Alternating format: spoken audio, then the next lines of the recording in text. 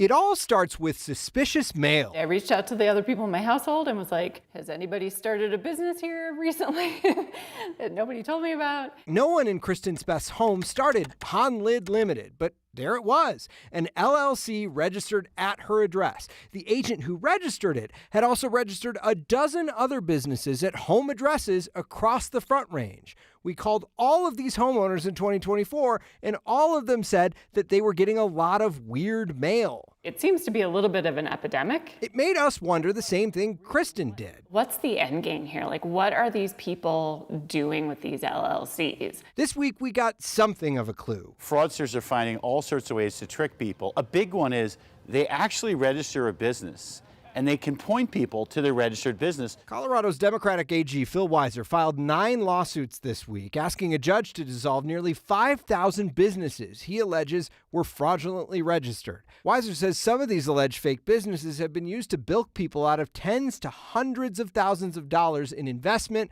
romance, and rental scams. They'll register a business. They'll have a website that will look real, and they may even use other people's voices from AI. Why Colorado? Because it's pretty easy to register an LLC in this state. All it takes is $50 to set one up online. Should the state be doing more to verify that the people who are forming these businesses are actually at that address? One of the challenges we got to keep looking at is, are there red flags that we can better flag? Politically, that's a bit of a pickle for Weiser. He's running for governor, and it would be tough to say you want to make it harder to register a business. How much hoops you make people jump through is a tricky thing, because if it's too much, then people say it's really hard to start a business in Colorado.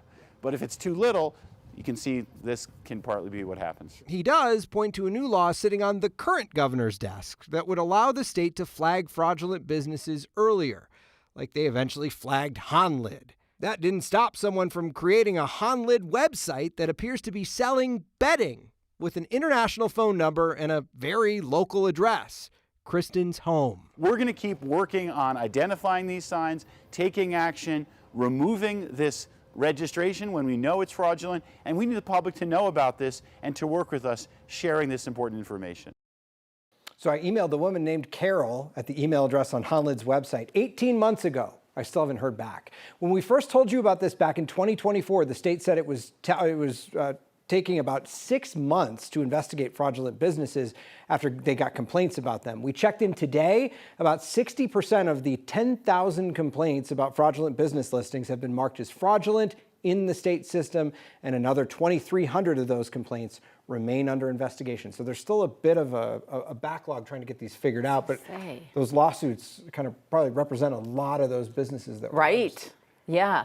So, I mean, first of all, I think of all the stuff you get in the mail and you just like, whoop, whoop, whoop, throw it away. Yeah. I don't look closely, and that makes me say, I better pay attention. Definitely look at the name on the top of it and make sure it's not a business. And if it is, go to the Secretary of State's website. There are instructions there on how to report. So start with that. Go to the website first. And it sounds like the process is slow, but they've got to know about it first. They'll get it to the AG. The AG then investigates and then tries to flag the business.